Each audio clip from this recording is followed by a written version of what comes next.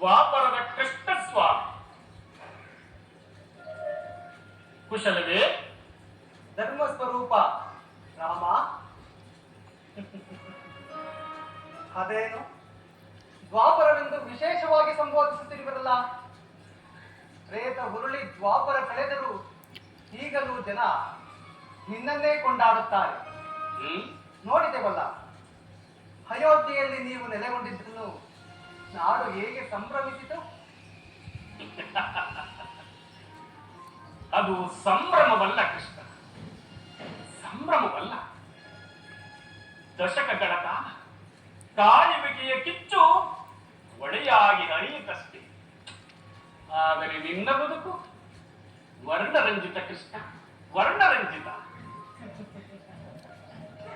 ನನ್ನದು ವರ್ಣರಂಜಿತವೇ ರಾಮ.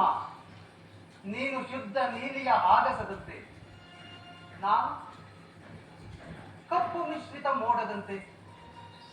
ಜನರು ನನ್ನನ್ನು ಕಳ್ಳಕೃಷ್ಣ, ಮೋಸಗಾರ, ತಂತ್ರಗಾರ, ಕುಟಿಲತೆಯ ಕಪಟಿ, ಪಕ್ಷಪಾತಿ, ಸ್ತ್ರೀಲೋಲ ಎಂದು ತಿಳಿಯುವರು.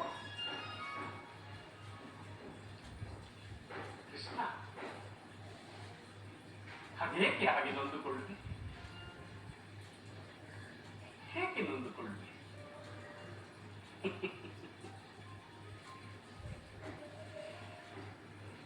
ಈ ಜನರು ನನಗೂ ಮಂದಿರ ಕಟ್ಟಿದ್ದಾರೆ, ಪುರುಷೋತ್ತಮ ಎಂದು ಕರೆಯುತ್ತಾರೆ. ರಾಮನವಮಿಯನ್ನು ಮಜ್ಜಿಗೆ ಪಾನಕಗಳನ್ನು ಹಂಚಿ ಸಂಭ್ರಮಿಸುತ್ತಾರೆ. ರಾಮ ತಾರಕ ಯಜ್ಞವನ್ನು ನಡೆಸುತ್ತಾರೆ. ರಾಮ ಪಟ್ಟಾಭಿಷೇಕ ಮಾಡುತ್ತಾರೆ. ರಾಮರಾಜ್ಯ ರಾಮರಾಜ್ಯ ರಾಮರಾಜ್ಯ ಎಂದು ಹೊಗಳುತ್ತಾರೆ. ಕೃಷ್ಣ, ರಾಮಕೋಟಿಯನ್ನು ಬರೆಯುತ್ತಾರೆ. ಭಗವದ್ಗೀತೆಯನ್ನು ಓದುತ್ತಾರೆ. ರಾಮನವಮಿಯನ್ನು ಆಚರಿಸುತ್ತಾರೆ. ಕೃಷ್ಣಾಷ್ಟಮಿಯನ್ನು ಆಚರಿಸುತ್ತಾರೆ. ಆದರೂ ತುಂಬಿದ ಗರ್ಭಿಣಿಯನ್ನು ಕಾಡಿಗಟ್ಟದ ಕ್ರೂರಿ ಎಂದು ನಿಂದಿಸುತ್ತಾರೆ.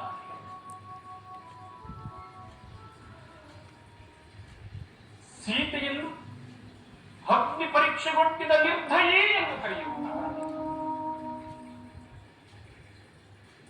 ಶೂರ್ಪನಖಿಯನ್ನು ಹಿಂಸಿಸಿದ ಸ್ತ್ರೀ ವಿರೋಧಿ ಎನ್ನುತ್ತಾರೆ.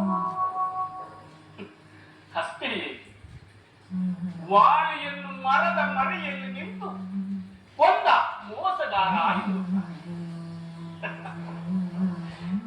ಕೃಷ್ಣ, ರಾಮಾಯಣವನ್ನು ಓದುತ್ತಾರೆ, ಮಹಾಭಾರತವನ್ನು ಪಠಿಸುತ್ತಾರೆ, ಪೂಜಾ ಮಂದಿರದಲ್ಲಿಟ್ಟು ಪೂಜಿಸುತ್ತಾರೆ, ನಮ್ಮ ಹುಟ್ಟನ್ನು ಸಂಭ್ರಮಿಸುತ್ತಾರೆ, ಹುಟ್ಟಿನ ಹುಟ್ಟನ್ನು ಮರೆತೇ ಬಿಡುತ್ತಾರೆ.